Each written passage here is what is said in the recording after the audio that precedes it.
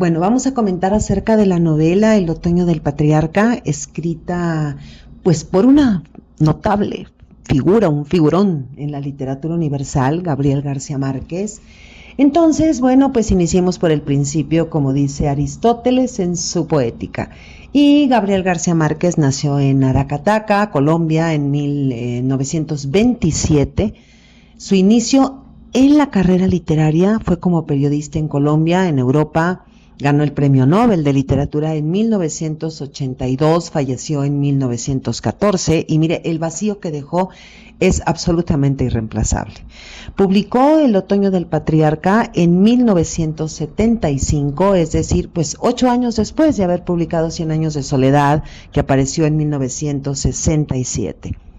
Es una de las obras cumbres de la literatura contemporánea. Bueno, entre esos años, es decir, entre 1967 y 1975, García Márquez publicó el cuento largo La increíble y triste historia de la cándida Heréndira y su abuela desalmada en 1969, el reportaje novelado Relato de un náufrago en 1970 y la compilación periodística Cuando era feliz e indocumentado en 1973.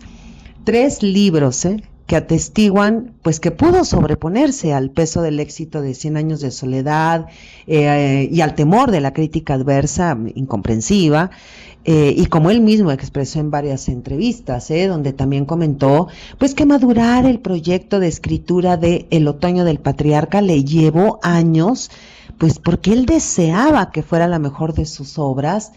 Incluso una novela que interrumpió, un proyecto novelístico que interrumpió para escribir 100 años de soledad. Mire, dice en entrevista, la interrupción se debió a que estaba escribiendo El otoño sin saber bien cómo era y por consiguiente no lograba meterme a fondo. En cambio, 100 años de soledad, que era un proyecto más antiguo y muchas veces intentado, volvió a irrumpir de pronto con la única solución que me faltaba, el tono.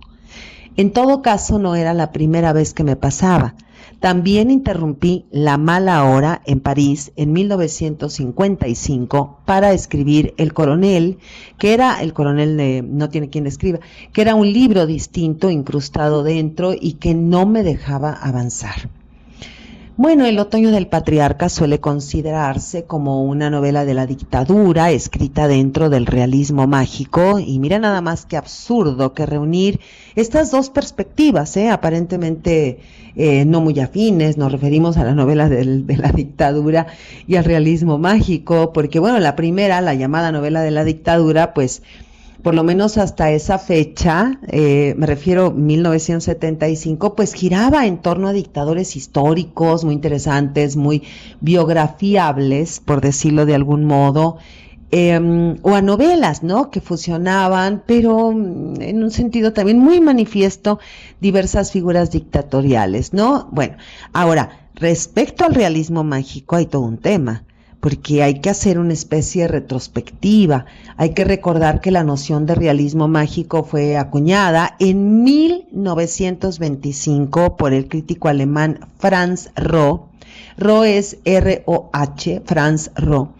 Y que lo usó para describir una pintura, una imagen que reflejaba una realidad modificada, y esta idea la retoman los escritores y la van a interpretar como una realidad mágica, pues donde no había diferencia entre lo real y lo ficticio, y que además esa realidad mágica pues era tremendamente parecida, ¿no?, a lo que sucedía históricamente o culturalmente en América Latina. Y el primer escritor en usar el término realismo mágico fue Arturo Uslar Pietri en 1947 para referirse a la cuentística venezolana.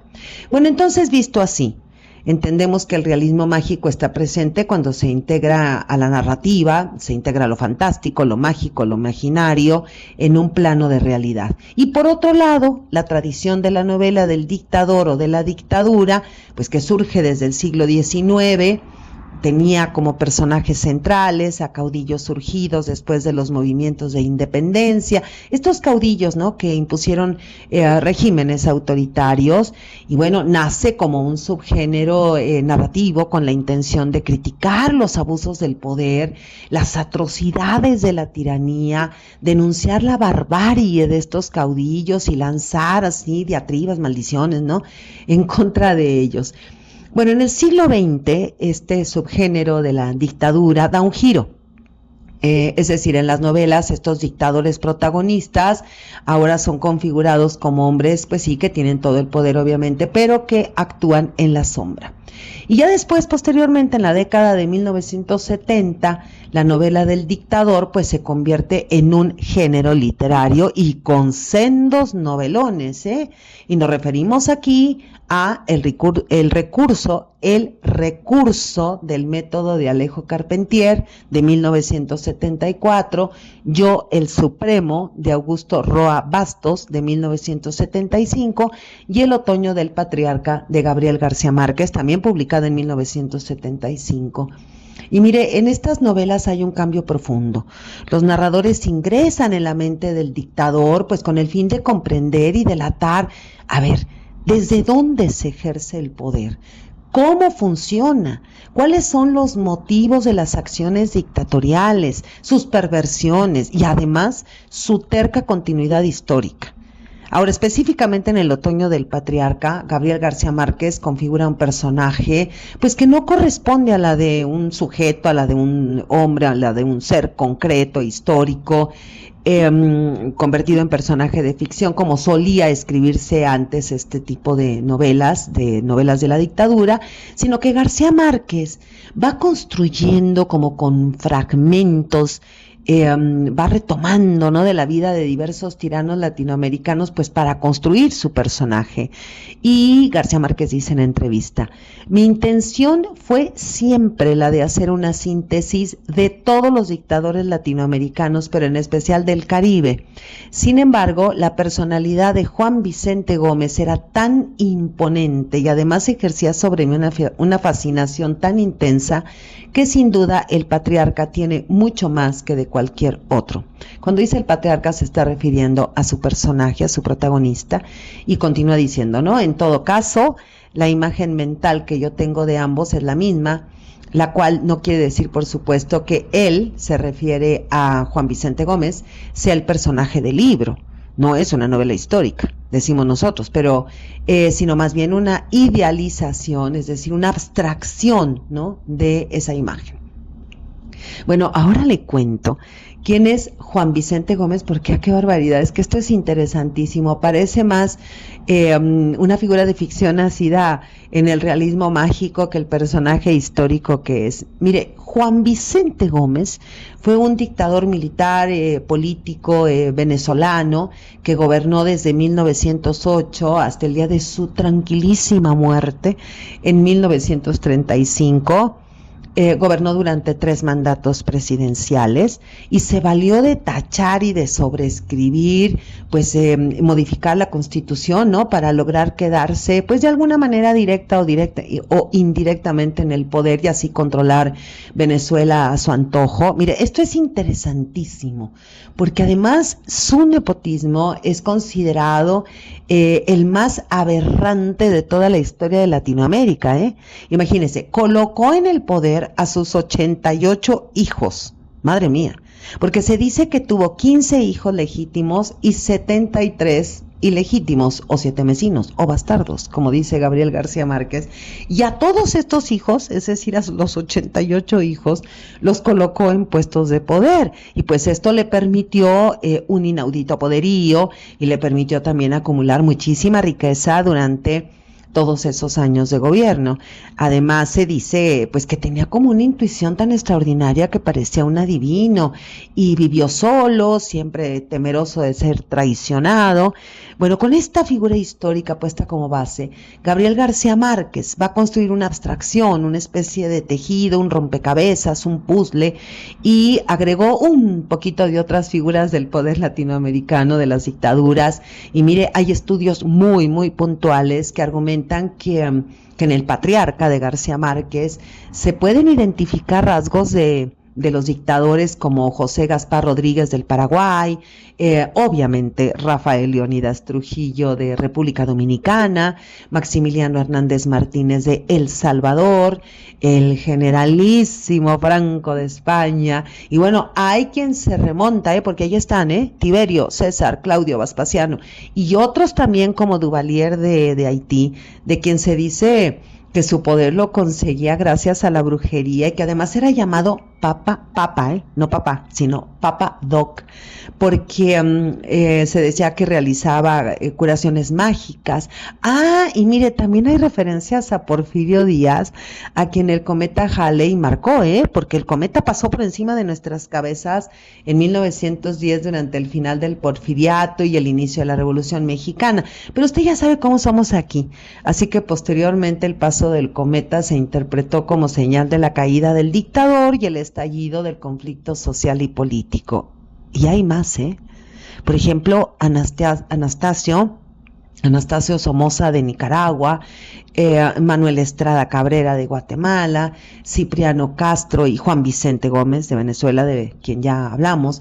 O sea que el patriarca concebido por Gabriel García Márquez es una figura que amalgama, que teje a varios dictadores, y con todos esos rostros, pues García Márquez va a configurar a un patriarca enfermizo y vulnerable debido a los excesos de poder, pues cometidos por los personajes reales, ¿no? Por estos personajes históricos, pero no es una novela que tenga en sí, no un personaje histórico, un sujeto, ¿no?, en el cual nos debamos centrar.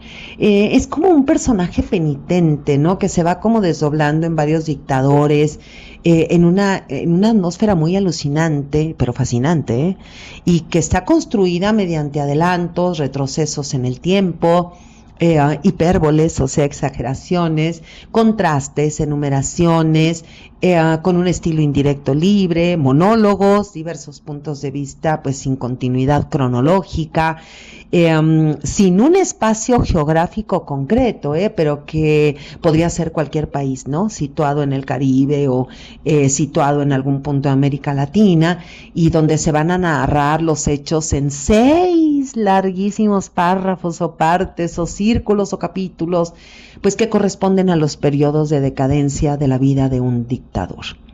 Es una novela complejísima, y mire que sin duda es un reto para quienes se designan, ¿no?, con mucha,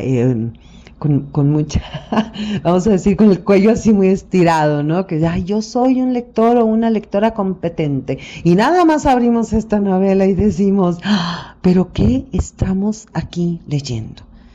Entonces, a ver, la obra tiene un sistema circular organizado pues en sucesivos círculos superpuestos. Dice el propio García Márquez, su estructura en espiral permite comprimir el tiempo y contar muchas cosas como metidas en una cápsula. Es que es tremendo lo que logra el autor, porque se relatan sucesos cuyo tiempo, por ejemplo, lo reduce a 24 horas. Desde el amanecer, ¿no? Vamos a suponer, se inicia la novela y entonces desde el amanecer de un lunes hasta el final de ese día, casi la madrugada del martes, pero esas 24 horas o casi 24 horas, narrativamente extienden un periodo de casi 30 años. Pero además los hechos del patriarca desdoblado, porque son muchos dictadores, recuerden, una sola figura, se va narrando desde la memoria colectiva. Es decir, la novela va al pasado para explicar el presente, pero como es un tiempo que está recuperado de la memoria, entonces el tiempo no puede ser lineal, sino que va del presente al pasado una y otra vez. Bueno, ¿y esto para qué? Bueno, esto refleja el caos de las dictaduras.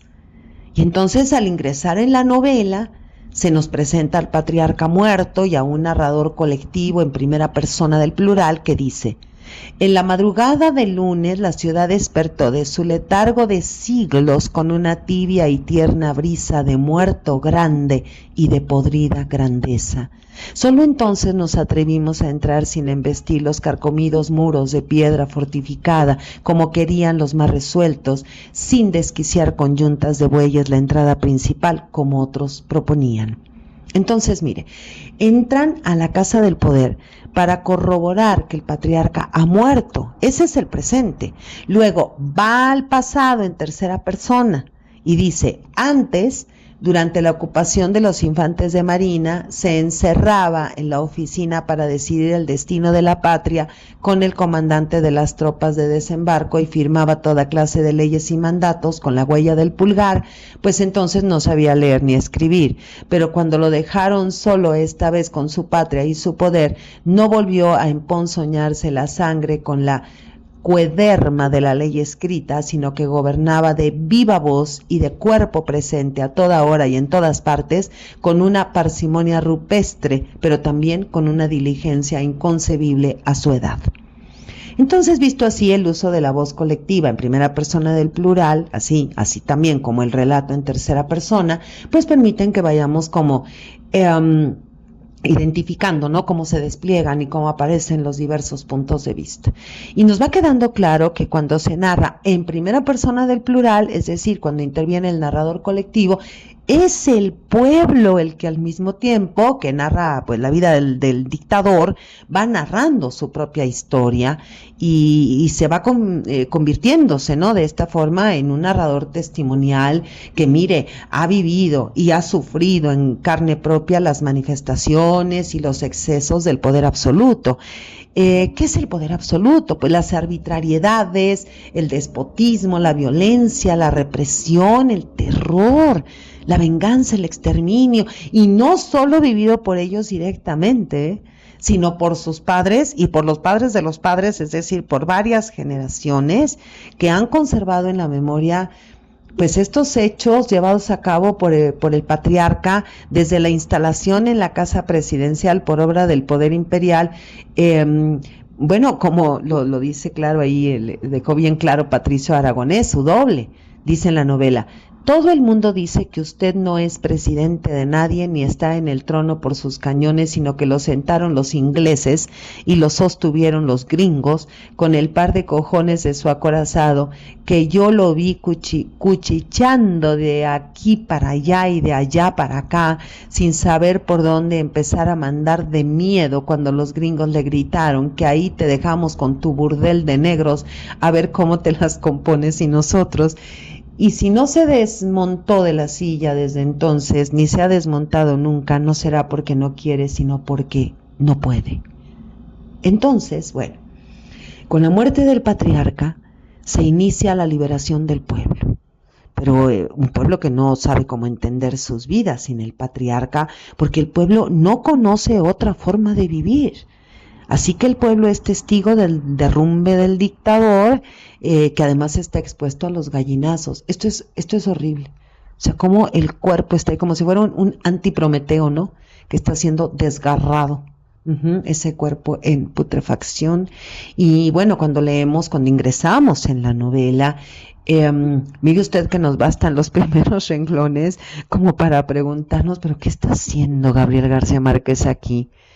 Bueno, y nos va quedando claro que lo que está haciendo es construyendo la figura abstracta del poder, un poder eterno, cíclico, un poder que nadie entiende, un mito, un macho en el centro de una sociedad, valga la redundancia, falocéntrica, y además un macho edípico que construye una sociedad patriarcal. El mismísimo García Márquez llamó al dictador el animal mitológico de América Latina. Eso es un dictador, un animal mitológico en América Latina. Y bueno, le preguntan en la entrevista a García Márquez, ¿cómo definiría el otoño del patriarca con una sola frase? A lo que contesta el escritor: como un poema sobre la soledad del poder. Y sí, y sí lo es, porque leemos y miramos a un hombre devorado por el poder, en la metáfora de los gallinazos, ¿no? Dice García Márquez, el poder corrompe y el poder absoluto corrompe de modo absoluto. Es tan tremendo el poder del patriarca, pues que puede resucitar, que puede mandar sobre la naturaleza, ser un visionario, rodearse de santos, detectar emboscadas, prevenir atentados, sofocar intentos de sublevación. Entonces, pero también es un dictador que puede amar, que tiene poderes extraordinarios, es decir, la vida del tirano está montada sobre un mito, sobre una leyenda, sobre una buena cantidad de anécdotas como la de su origen humilde, y además pues establece una fuerte contradicción entre su gran riqueza y la parquedad de su vida. Dice, todos los días desde que tomó posesión de la casa había vigilado el ordeño de los establos para medir con su mano la cantidad de leche que habían de llevar las 3 carretas presidenciales a los cuarteles de la ciudad. Tomaba en la cocina un tazón de café negro con casabe sin saber muy bien para dónde lo arrastraban las ventoleras de la nueva jornada.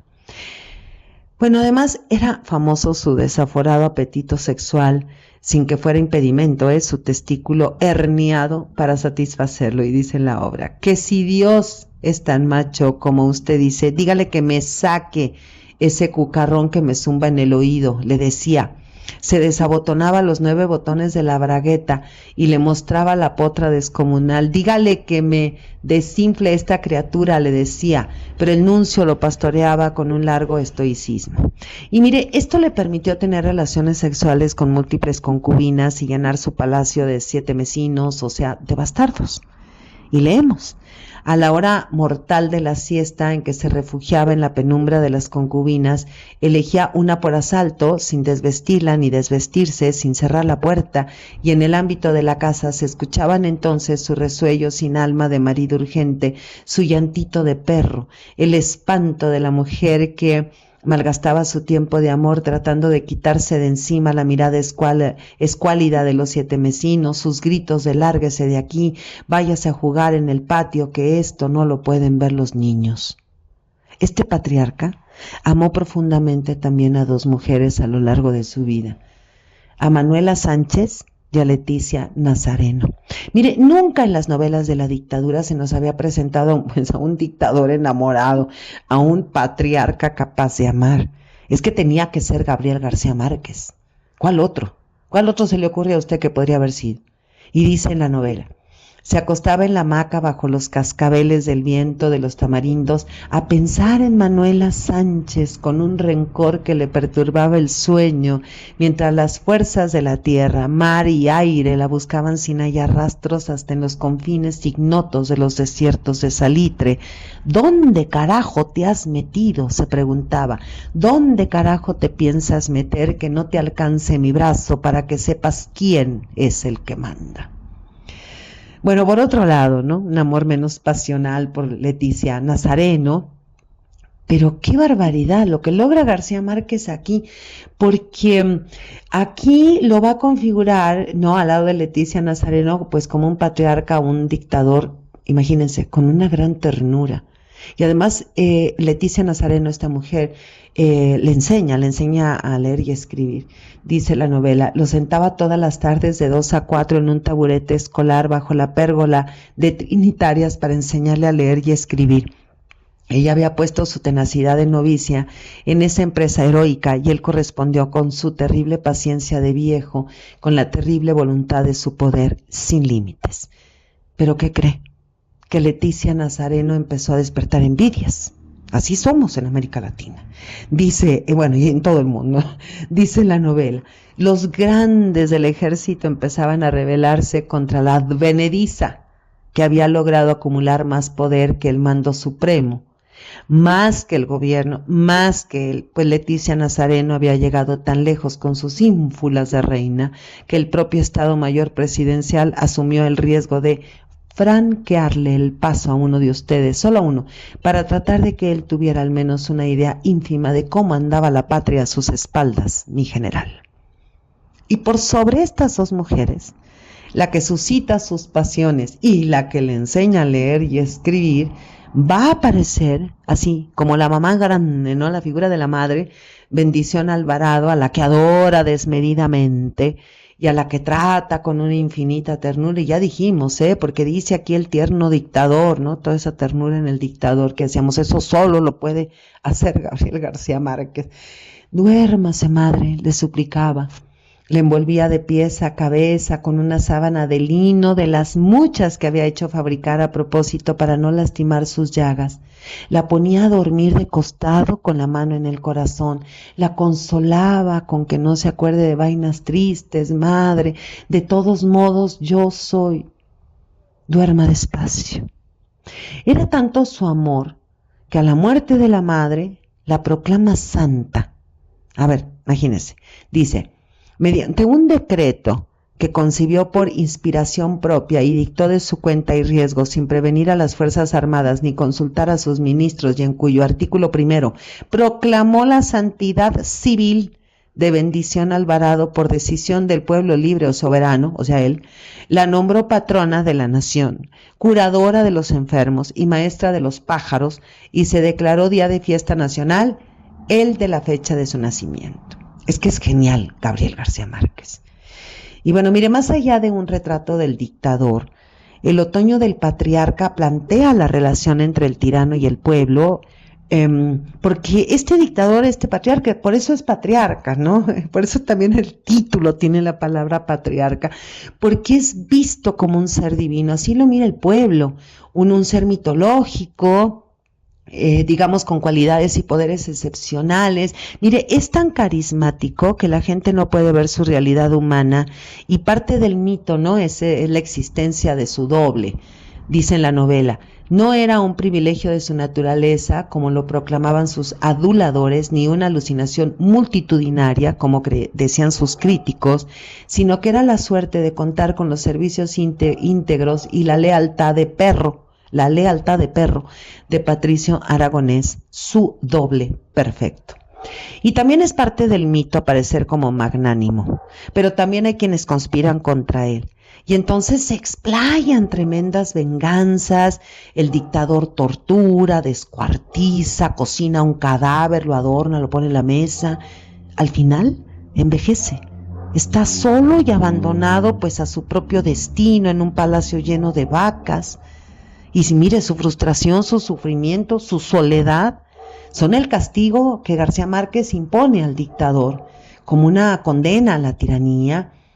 Pero hay que ver y valorar que el dictador de García Márquez puede a la vez ser egoísta y generoso, benefactor y tirano, jefe todopoderoso y pelele, asesino y enamorado, macho desaforado y edípico, odiado y amado por su pueblo.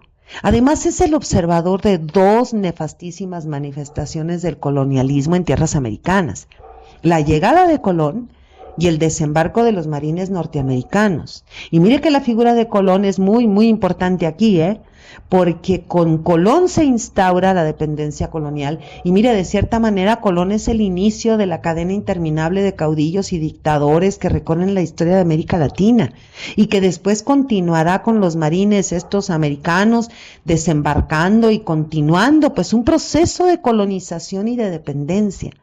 Y una metáfora nefasta, tristísima, muy triste, es la venta del mar a Estados Unidos, donde pues el mar puede ser equivalente a las riquezas naturales de nuestros países, de nuestras tierras, desde las bananas hasta el petróleo.